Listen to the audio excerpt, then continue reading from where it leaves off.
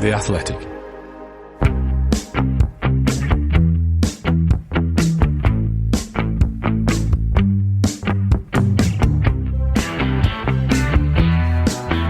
Hi folks, welcome to another episode of the Athletic FPL podcast. I'm Mark McGettigan. You'll find me on Twitter at FPL General. For those of you who are new listeners, welcome, and a brief introduction about myself. I've been playing Fantasy Premier League from the very beginning. I was doing some research today and I discovered it was the 2002-2003 season, and this will be my 21st campaign, which is crazy. I managed to achieve 3 top 500 finishes in 4 years a couple of years ago and have been striving to get another one since. Hopefully this will be my year. The last 3 FPL seasons have been a bit chaotic with COVID wreaking havoc, but I did manage to have 3 pretty good campaigns: 10.1k last season, 48k in 2021 and 21k the year before that. Since August 2018, FPL content creation has been my full-time job. I'm extremely lucky to be able to call my passion my job, and long may it continue. Every Monday this season, aside from the international breaks, you'll get a 30-minute podcast from me with all you need to know ahead of the upcoming game week to aid you with your FPL decisions. You'll also get more content later in the week on Thursdays or Fridays. We're still figuring out exactly what that will involve, so watch this space. The format of the Monday podcast when the season begins will be pretty similar to last season. A quick game week review, a watchlist update, questions answered from Twitter, and then captaincy and transfer discussion for the weekend's matches. Players who get the dreaded 59 minutes will get a shout out as is tradition.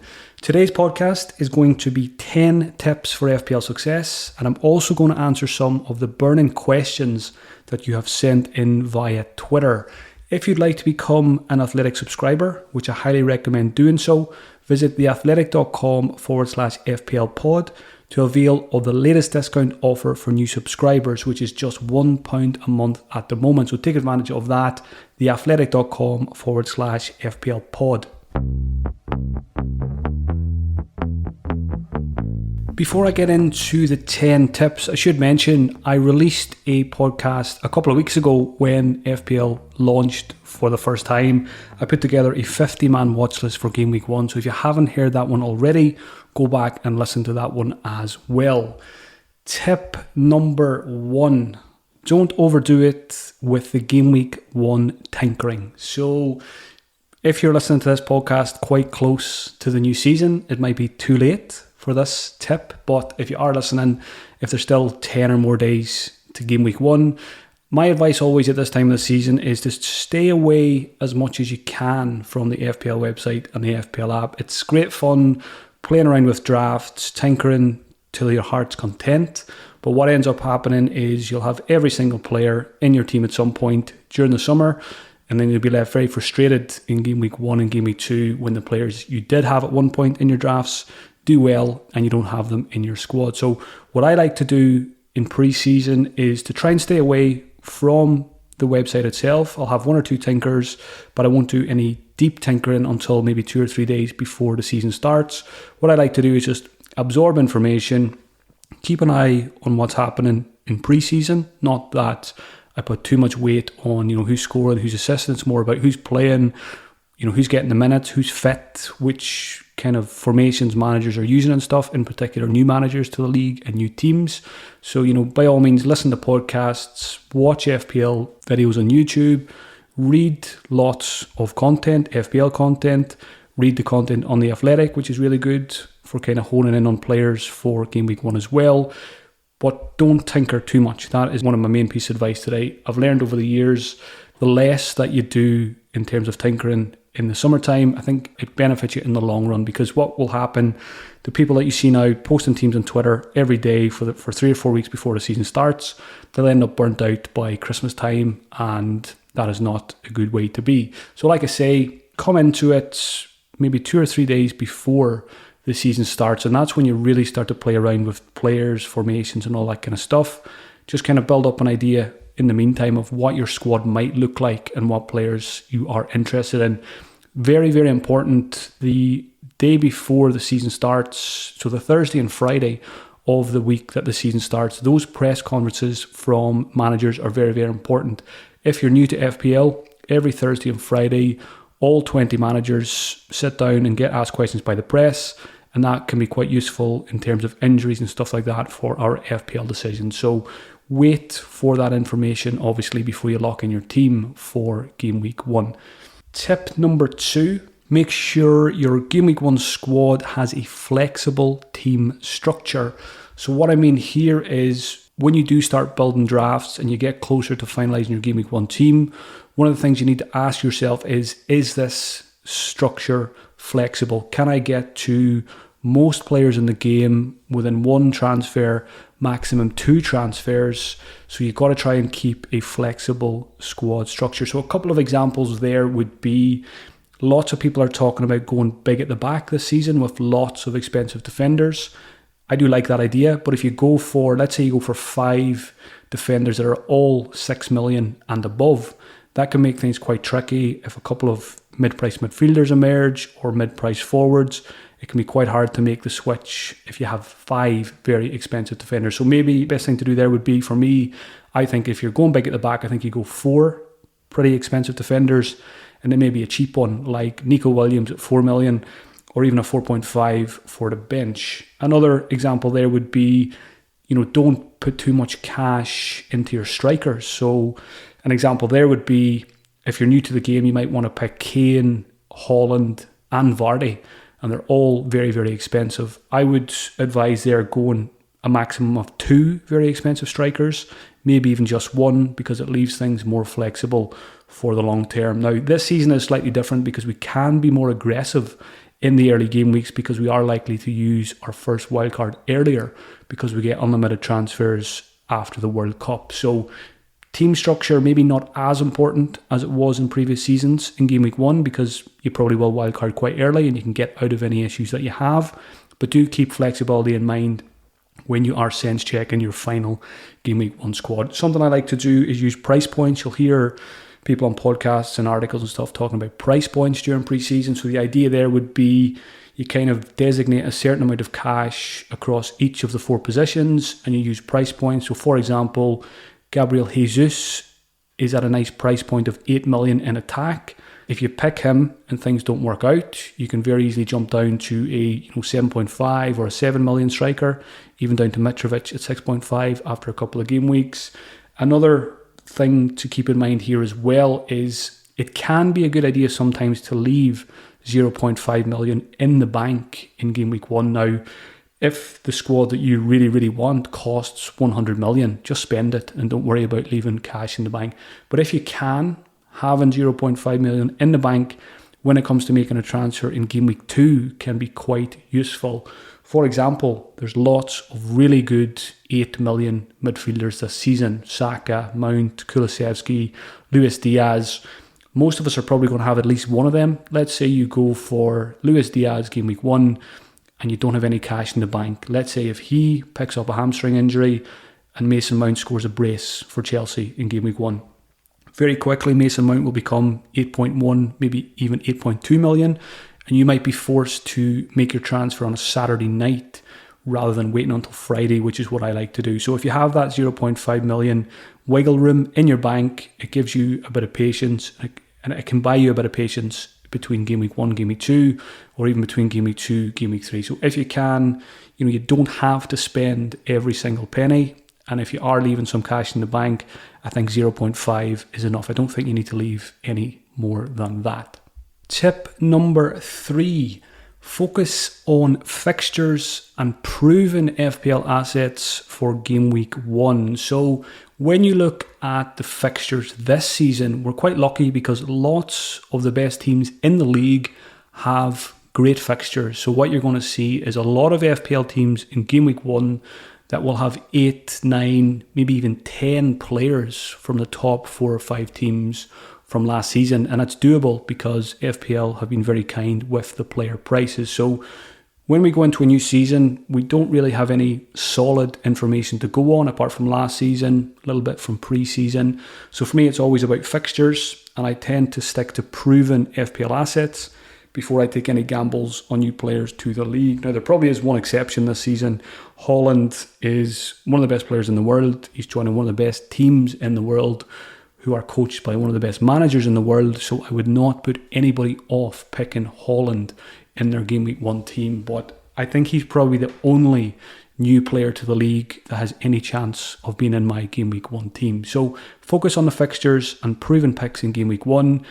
If we look at a fixture ticker, Manchester City, Liverpool, Chelsea, Arsenal and Tottenham are all in the top 7 for fixture difficulty over the first 4 game weeks, along with Aston Villa and Wolves. So when you mention those first 5 teams, pretty solid picks for Game Week 1 are the likes of Trent Alexander-Arnold, Salah, Robertson, Cancelo, Kevin De Bruyne, Reece James, Mason Mount, Saka and Jesus at Arsenal, and Son and Kane at Tottenham. So if you build your squad around a core of those players, you're setting yourself up for a pretty steady start to the season. And then once we have a couple of weeks of info, and maybe when you play your first wildcard, that is when you can get a bit more creative with picks from teams that are maybe new to the league, new players to the league.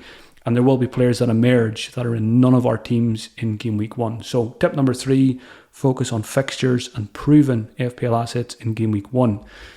Tip number 4, make a captaincy matrix and update it often. So what this means is, I haven't done it yet, but it's definitely something I'm going to do before Game Week 1, because I find it really helps you to focus on which premium assets you want to own at any stage of the season. So what I do with a captaincy matrix, I keep it quite simple. I open a Google document, I write down Game Week 1, Game Week 2, Game Week 3, Game Week 4. I might go up to maybe 6 weeks or 8 weeks, and be under each heading, I'll write down who I think is the best captain that week, the second best captain that week. I might do the top 3 captains in that game week. And then when I look at it over a course of 6 or 8 game weeks, it'll show me who pops up the most often. For example, Salah might pop up as the best captain in maybe 6 of the first 8 game weeks. And in that case, I need to own him because I'm going to captain him very often. So in terms of captaincy as well, I think the main thing here is the mistake I made a couple of seasons ago was I made the captaincy matrix. I used it probably for the first, maybe even the first 30 game weeks. It was doing quite well for me. My captaincy points were really good. And then for whatever reason, I just got out of the habit and I stopped doing it for the last 8 or 10 game weeks. And it made an impact. My captaincy points kind of dropped off a little bit towards the end of the season. So if you are using a captaincy matrix, the key is to update it often. Maybe say to yourself, after every 4 game weeks, I'm going to update it, or after every 8 game weeks or something like that, because things will change. When it's on the subject of captaincy, keep it simple with captain picks over the course of the season. Captain a premium asset with a favourable fixture. If you do that for 38 game weeks, you should end up with a pretty healthy total score from your captain. So looking at those fixtures for the first 4 or 5 game weeks, the standout captaincy candidates are Salah, Haaland, Kevin De Bruyne, Harry Kane and Heung-min Son. So you probably want to own at least 2 of those players. Some people will try and fit in 3. At the moment, I'm looking at fitting in just 2 and trying to spread the cash around a little bit more. I think you do have to take a lot of shortcuts to try and fit in 3 premiums. So at the moment, I'm leaning towards 2. At the moment, it's probably Salah. Salah's almost a definite in my squad. And Harry Kane is currently winning the race over Haaland, but I haven't ruled out De Bruyne or Son just yet. Tip number 5, wait until Friday night/Saturday morning to make your transfers. And my notes here say information is a lot more important than team value. I think team value, building team value over the course of a season is overrated. I've always waited until a Friday night or a Saturday morning to make my transfers because I like getting all of that information, in particular from the press conferences on a Thursday and a Friday, before I make my decision on who I bring in and also who I captain. So I always say to people, don't worry too much about team value because there's always a solution. If you get priced out of a player, just go for the next best option, and it's quite often the second option might end up being a better pick anyway. So The only caveat here, and I always say this, is the early weeks of the season, because the market is crazy. You will find, if you're new to the game, player prices will rise and fall quite quickly over the first 3 or 4 game weeks, and then it will calm down as some managers drop out of the game. The other thing about the first 3 or 4 game weeks is there's no Champions League or Europa League, so it's less risky to make an early transfer. So let's say you do go into the season with 0.0 million in your bank, and in the first game week, let's say one of your assets gets injured or suspended,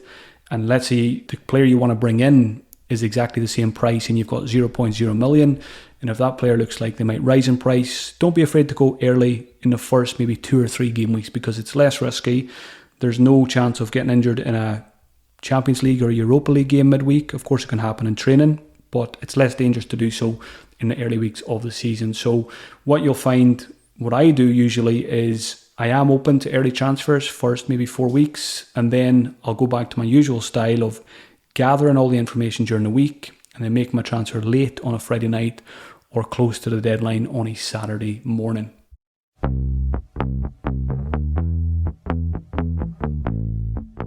Tip number 6, create a watch list and update it weekly. So what I mean there is, again, this is something I've always done since my early days playing Fantasy Premier League, is on the FPL website itself or on the app. If you click on any player, you'll see at the bottom it says add to watch list. Now that's the easy part. Finding where the watch list is then is what some people find tricky. So if you go to the transfers section of the FPL website, you will see a drop down box that says all players. If you click on that box, underneath all players, you'll see watch list. So add as many players as you like to your watch list, then go click on your watch list and you will see which players are there. So what I do then each week is, once all the games are finished, first of all, I go to my watch list and I remove any players I'm no longer interested in. They might have picked up an injury, they might be out of form, they might have lost their place. And then I go through all 20 teams and I sort by round score. So I check what points they've scored that week, and I will add whichever players to the watch list that I'm interested in buying in the near future. Now, at the start of the season, my watch list is quite big, obviously.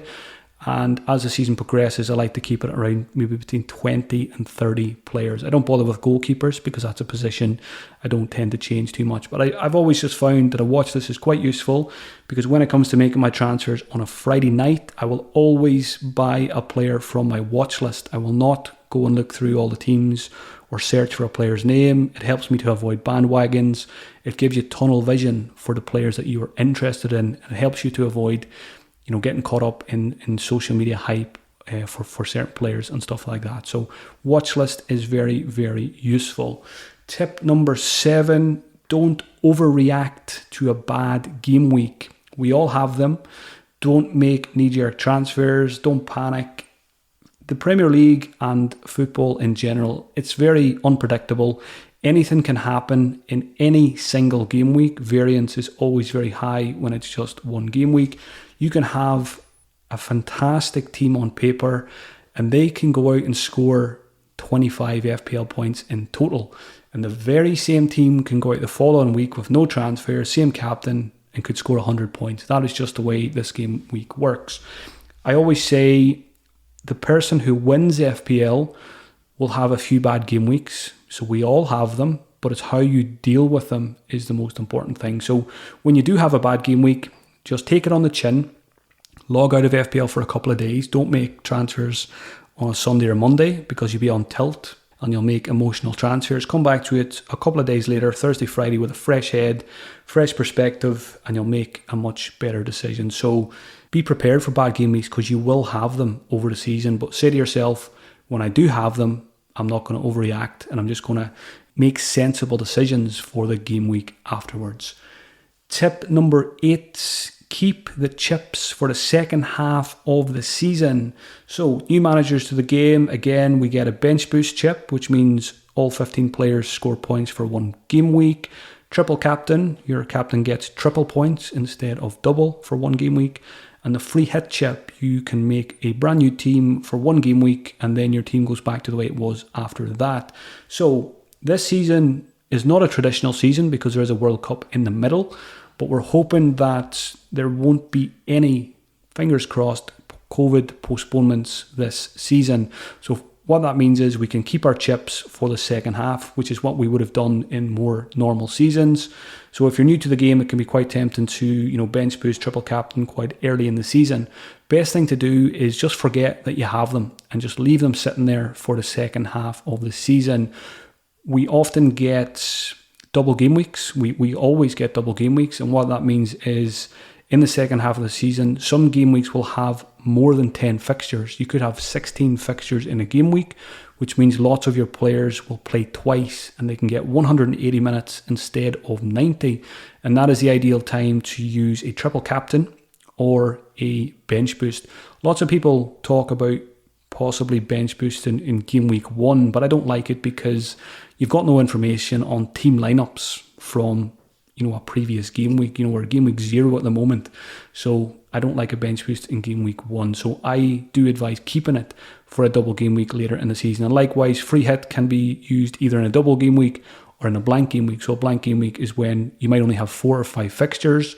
Lots of your players don't play. So what you can do that week is free hit in 11 players and then get your normal team back afterwards. So sit on the chips for the second half of the season. Tip number 9. Be careful with FPL Twitter if you use it. FPL Twitter is absolutely huge. Now, there is thousands and thousands of FPL accounts on there talking FPL every day. Be careful with Twitter is what I will say. It can become quite addictive and try not to spend too much time on there. I always try and say reduce the noise. One way I do it is I follow about 500 accounts and it's all FPL related stuff. I don't use Twitter for anything else. About 500 accounts, but you can create a list on Twitter, which is very, very handy. So I've got a list of maybe 20 or 25 managers / FPL accounts that are really, really useful for information or opinions from really good managers that I like to read each week. So use Twitter, to make your experience with Twitter as good as possible by creating lists. If you follow way too many people and you don't want to try and unfollow loads of them to clean up your timeline, create a list with a small number of managers, people like Ben Crellin, Ben Dinnery for injury news and fixture news and all that kind of stuff, and follow people that you like. And then also on the flip side of that, if there's someone you follow and they post a lot of rubbish or they post loads of stuff that you don't want to see, if it's nothing to do with FPL, and if you don't want to be rude and unfollow them, just press mute, because that means you won't see their content anymore. They don't know that, and you haven't upset anyone by unfollowing them either. So use the mute function as well. And in extreme cases, if someone is nasty or says something they really shouldn't, just block them. They have no right to see your content if they are not a nice person. That is the nicest way I could have said that without swearing. I don't swear very often. So yeah, be careful with FPL Twitter. Don't spend too much time on it, and use it to your advantage. The way I think of FPL Twitter nowadays is I use it for information mainly. It's an information source. When I go on the app, I click on list. I only see 20 or 25 accounts. So within a minute and a half or 2 minutes, I've seen everything I need to see and I can get out of there and I don't get trapped down rabbit holes and stuff like that. Because if you do spend a lot of time on social media, it's not just Twitter, Reddit, forums, all that kind of stuff. It can cloud your judgment if you spend too much time, looking at other people's teams and stuff like that. So follow the right people and use that mute function if you need to. Tip number 10. This is probably the one I want you to take away most of all. Play it your way. Play FPL your way. Play it the way you want to play it, whether it be watching lots of games, looking at lots of stats, using algorithms or models. If you want to take lots of points hits, if you want to take very few points hits, if you want to captain premiums, if you want to take risks with your captains, there is no right or wrong way to play this game. And the most fun way to play it, and you will get the most out of it, is if you stick to your game and be true to yourself, and you back yourself and you back your decisions and you back your research. That way the game will not be very frustrating. The most frustrating thing is if you follow someone's advice on a podcast or a YouTube or something like that and it doesn't go right, you're annoyed because you think, why did I follow them when I should have probably went with my own instinct? So don't get clouded by what other people say. By all means, there's so much good content out there, but always make sure you're making your own decisions when it comes to a Friday night or a Saturday morning. I always say, don't try to be someone you're not. So I am a manager who is very boring, very patient. I know if I went out and tried to be a late riser type of manager, very, very aggressive, picking outside of the box picks with captains at certain points of the season and stuff like that, more than likely it would blow up in my face, because that is not the manager that I am. It doesn't suit me, my personality, it doesn't suit my play style. So I will stay true to myself this season, and I will be the usual, pretty patient, pretty boring manager that I have always been. But that works for me. There will be people out there who play a totally different way to me, and the beauty of it is we could both finish in the top 10 this season. So play FPL your way is the main takeaway to take away from this podcast.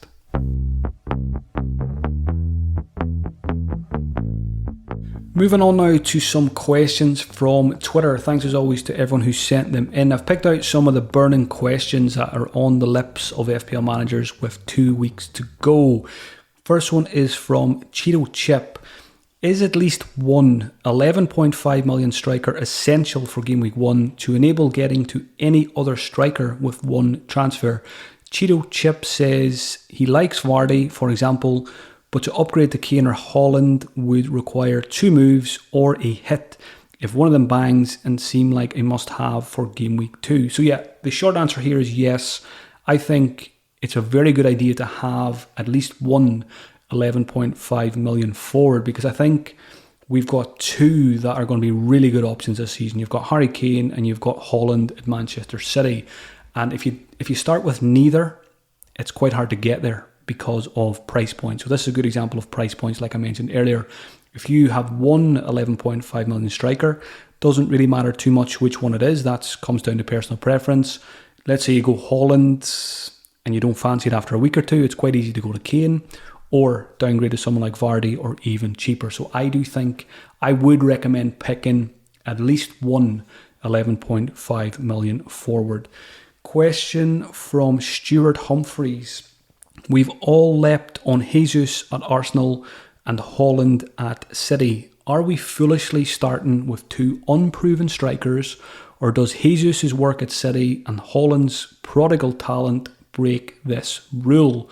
So I said earlier, I do try to avoid new players to the league in my Game Week 1 squad, but every rule has an exception, and I think Holland is an exception to this rule for the reasons I mentioned earlier. So I think he's absolutely fine as a Game Week 1 pick, but we do need to monitor pre-season and minutes and stuff like that, because at the time of recording, which is Saturday, I think City are playing late tonight against Bayern Munich, Holland still hasn't played any football for Manchester City, so we need to monitor that over the course of between now and Game Week 1 and decide whether he is worth it or not for that opening game week. But going back to the question, Jesus and Holland, their ownership is absolutely huge. Jesus' ownership is ridiculous. I don't tend to look at ownership too much because I don't want it to influence my decisions too much, but obviously I see it on social media.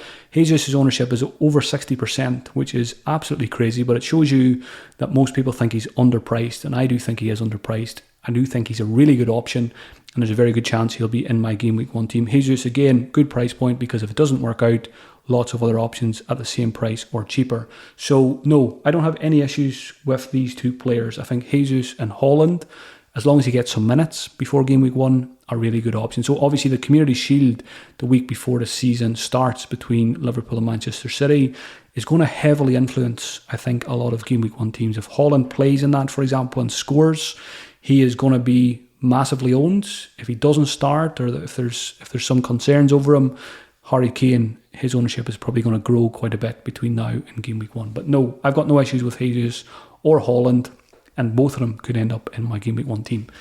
Question from Varmo Habanen.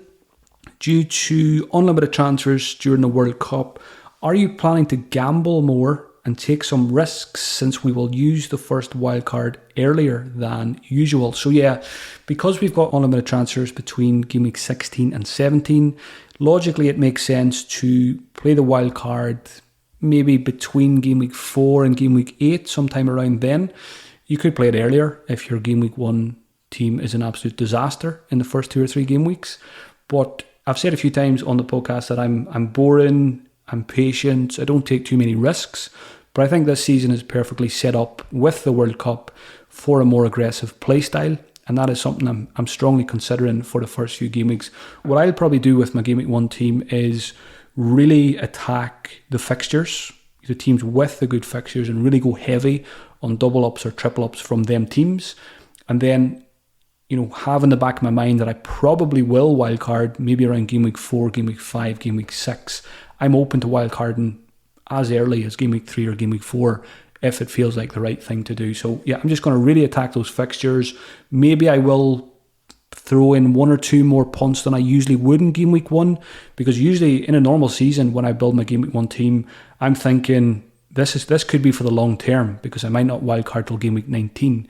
So I'm making very long-term picks with my Game Week 1 squad. This season is totally different. It could be wildcarding Game Week 3, Game Week 4. So why not be a bit more aggressive? You've got the get out of jail card with an early wildcard this season. So yes, you might be surprised by one or two of my Game Week 1 picks, whereas before you could almost guess what my Game Week 1 team is going to be. So I do like the idea of being a little bit more aggressive than usual. Question from Tippo. Is it too big of a risk to leave out Salah? Short answer, yes, too risky. He's too good. We know exactly what we get with Mohamed Salah. Usually 250 plus points. A very, very reliable captain who plays a promoted team in Game Week 1, and he's got a history of performing very well against promoted teams early in the season. So yes, there is probably only 3 players that are definites in my team with 2 weeks to go until Game Week 1. Salah's one of them, Trent is another, and Cancelo is the third. So yes, I do think it's too risky to leave out Salah, because you know exactly what you're going to get, and you can confidently captain him in quite a few of the early game weeks. Question from Mohammed Amin. Robertson or Diaz for the third Liverpool spot? So Mohammed is like me. He's going to have Salah and Trent.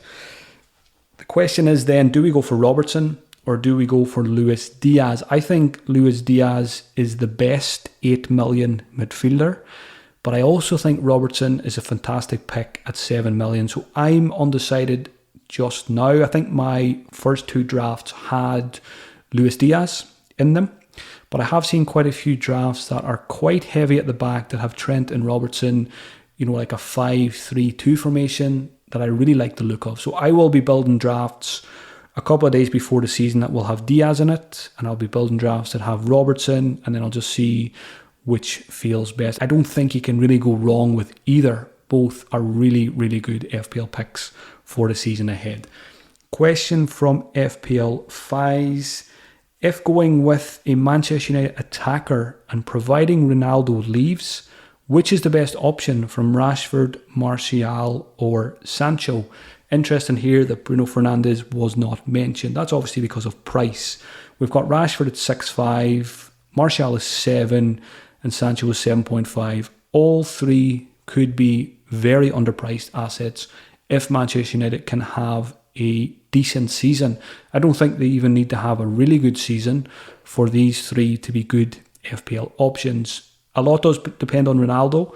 I think they're probably all more attractive if Ronaldo leaves, because there's less rotation risk for all 3 of them. At the moment, Rashford is in my team because he's the cheapest. I don't think there's too much between Rashford, Martial and Sancho. They all feel a little bit punty in Game Week 1 because we don't know how United are going to start under Ten Hag. Promising signs in pre-season, but again, I'm not putting too much weight on that. So if in doubt, go for the cheapest and then reassess it on the wildcard. So Rashford for me at the moment, I would probably put Sancho second and Martial third. Question from FPL Prem Tipster about 6 million defenders. Do you pick a Manchester City defender with it being a better defence and having better fixtures, or a Chelsea defender with a higher attacking output? Diaz/Laporte versus James/Chilwell. So on these 4 in particular, first of all, I think Cancelo is the best pick of all. I think he will be in a lot of teams and he'll definitely be in my team. If you're looking for a 6 million defender between Diaz, Laporte, James and Chilwell, I would rate James at the top at the moment, because I've got concerns over quite a lot of the others. Laporte, there was reports on The Athletic this week that he may not be ready for the start of the season. They're also being careful with Ruben Dias because of his injury issues towards the end of last season, and Chilwell's coming back off a very long injury, so maybe eased back into action as well. So by process of elimination, that leaves Reece James as I think the most likely starter for multiple games over the first couple of game weeks. So I would be leaning towards James over Chilwell, Dias and Laporte at the moment. Final question for this week is from Shaswat Gupta. Who is the best 4.5 million goalkeeper? So I've had a look. All the 4.5 million options are Ray at Brentford, Sanchez at Brighton, Pickford at Everton, Meslier at Leeds and Henderson at Nottingham Forest. So when the game launched, everybody jumped on David Raya. Then Brentford signed Strakosha. And there are some doubts over David Raya. I think they got beat 4 or 5-0 today as well, which doesn't bode very well for their defence and David Raya. Sanchez at Brighton, good underlying numbers defensively for Brighton for the past 2 seasons. He's not the most exciting goalkeeper, but he is quite cheap. Pickford's, I don't have a lot of faith in Everton defensively. Same goes for Meslier at Leeds. I need to see a little bit more of Leeds and all the new signings before I can make a judgment there. Henderson, we know, is a really good goalkeeper, but Nottingham Forest might struggle in the first couple of game weeks with all the new signings that they have made. So I think if you are going for a 4.5 goalkeeper, for me it's probably between Raya and Sanchez. I do expect Raya to start the season as Brentford's number 1. They've got really good fixtures. Brighton do have good fixtures as well. So I think it is between those two. And if I had to choose, I think I probably would go Raya, but it's very close between him and Sanchez. And you can tell by the way I've answered this question that I'm not really keen on any of the 4.5 goalkeepers. I'm looking to spend more on that position in game week 1 than I usually do. Every season I usually just spend 4.5 on my goalkeeper, set and forget until I play my first wildcard. This season, partly because the first wildcard is likely to be used earlier, I like the idea of going for a premium goalkeeper because they're a little bit cheaper this year, and buying yourself the information of the first few game weeks, and then when you play your first wildcard, you can decide if any of these 4.5 million goalkeepers are worth it. That goes for the 5 million guys as well. So I'm leaning towards Ederson as my game week 1 goalkeeper. I'm pretty set on that, unless when I start doing some proper tinkering that I need an extra 0.5 or an extra 1 million. That's the only reason I'll consider downgrading. But I think if I was downgrading from Ederson, I'd look at the 5 million guys first, probably Mendy. And only if I'm really stuck for cash will I go for a 4.5 million goalkeeper. I just don't think any of them are fantastic picks for the first couple of game weeks. That's it for this episode. If you enjoyed it, please leave a review and give it a retweet on Twitter. If you'd like to support me as a full-time FPL content creator and get lots of content along the way, check out patreon.com/FPL General before Game Week 1.